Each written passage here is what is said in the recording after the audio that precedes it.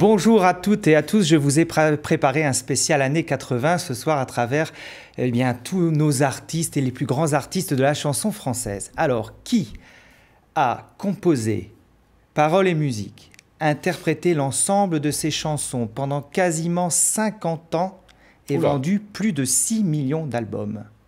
Ah, on est dans le... Plus de 50 ans. Plus de 50 ans. Les Rolling Stones. Non. Michel Sardou. Michel Sardou. Oh, ça aurait pu. Véronique Sanson. Alors, 50 ans de carrière. 50 ans de carrière. Alors, je vous présente ce soir un très beau livre de Alain Vaudrasca. Alors, la particularité, que ce n'est pas un ouvrage officiel de Véronique Sanson, mais il a été écrit avec la complicité des musiciens, des gens qui aiment Véronique Sanson et qui l'ont côtoyée pendant tant d'années. Et on va apprendre évidemment nombre de choses. Alors, moi qui suis un passionné de Véronique Sanson... Moi, je suis un fan absolu. Ah, mais moi aussi. Elle était mariée avec Steele, de Crosby, Steele & Nash & Young, et ils ont un fils ensemble qui est musicien. Exact. Voilà. Et moi, quand elle fait une tournée, je fais tous ses concerts et j'ai quasiment écrit mes 25 ouvrages avec en sourdine les chansons de Véronique Sanson. Voyez. Donc vous avez lu cet ouvrage, L'amour qui bat. Exact. Et évidemment, on découvre des choses un petit peu plus, en tout cas intimes, qu'on a l'habitude d'avoir dans les biographies officielles.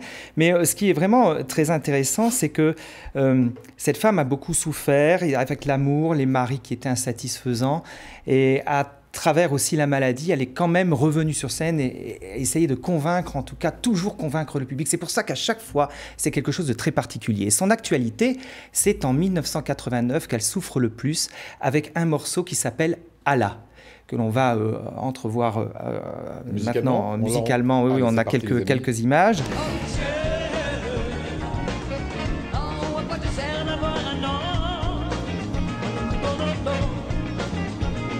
Alors on est en 1989, le disque s'arrache à plus de 100 000 exemplaires et puis en sortant de scène à Caen, elle reçoit les premières menaces et on lui dit ben voilà, si tu continues à chanter cette chanson, c'est boum. Ouais. Elle se retrouve à l'Olympia quelques jours plus tard et elle enlève de son répertoire ce morceau qui reste quand même tristement d'actualité aujourd'hui. C'était en 89 C'était en 89. Alors, elle l'a rechanté en 98. C'est d'ailleurs ce que vous venez de voir en fait sur cette vidéo. Et à travers la biographie qui vient de sortir jeudi dernier, eh bien, vous allez apprendre nombre de choses sur cette artiste qui est à la fois amoureuse dans la douceur du danger entre Annecy, Vancouver et Bahia. Parce que cette chanson, c'est contre le fanatisme. Hein. Oui. Voilà, c'est pas contre l'islam. Et c'est ça qui va la faire souffrir quelque part, c'est qu'on comprenne pas ce oui, oui, elle dit d'ailleurs, j'ai noté, cette chanson, je l'ai écrite comme une prière à Allah lui-même, vraiment pas comme une insulte, c'est contre l'intolérance, le fanatisme et absolument pas contre l'islam. Voilà. Après Véronique Sanson, un grand monsieur, hop, Elton John. Ça, alors, bon, ça. Je me suis payé quand même la biographie en anglais. C'était pas facile du tout. Tu parles si bien que ça. Non, mais heureusement que j'avais un Google Translate. C'est intéressant. Alors, qu'est-ce que l'on découvre dans cette biographie d'Elton John absolument magnifique? C'est que c'est un homme qui s'est construit seul et vraiment seul.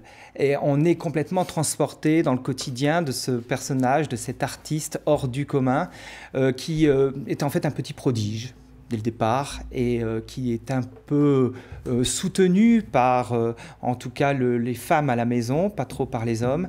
Et il va, en tout cas, passer les premières auditions et évidemment exploser dans le monde entier, quand même 800 millions d'albums vendus dans 80 pays. Il a été anobli par la reine. Oui, absolument. Oui, Sir. Et donc, du coup, il va passer de pays en pays, de tournée en tournée, d'année en année. Il ne sait plus où il se trouve. Il est surtout complètement en décalage horaire et dans la dépendance des drogues et de l'alcool. Et il va arrêter du jour au lendemain. Il le dit d'ailleurs dans la biographie, il y a une toute petite phrase, mais très très belle. Le problème, c'était moi. Et il va en fait s'arrêter du jour au lendemain et il va continuer cette carrière absolument extraordinaire. Ce livre, il est d'une beauté absolue en français. En anglais, je n'ai pas trouvé encore en tout cas la valeur de tous ces mots. Mon ami qui est à côté le lira avec beaucoup de plaisir. Mais ce qui est exceptionnel, c'est qu'on retrouve toute cette finesse et toute cette tragédie qu'il y a eu dans sa vie d'aller à la rencontre de l'amour. On le sent bien dans l'ouvrage et on le ressent aussi sur scène dans cette dernière tournée tournées qu'il est en train de nous offrir. Allez, une petite dernière, il y a des aficionados évidemment en France. Éric Bornard, vous êtes un très grand fan de Mylène Farmer. Ah, j'adore Mylène Farmer. Ça fait partie des grands spectacles qu'on a encore chez les artistes français. Exactement. Très, très Eh bien alors il va être très heureux parce que c'est un livre sur les spectacles de Mylène Farmer, voilà, qui est signé... Je suis moins fan que toi, Lionel. de Julien Autier et Sophie Kerala. J'ai un peu du mal à retenir son nom de famille.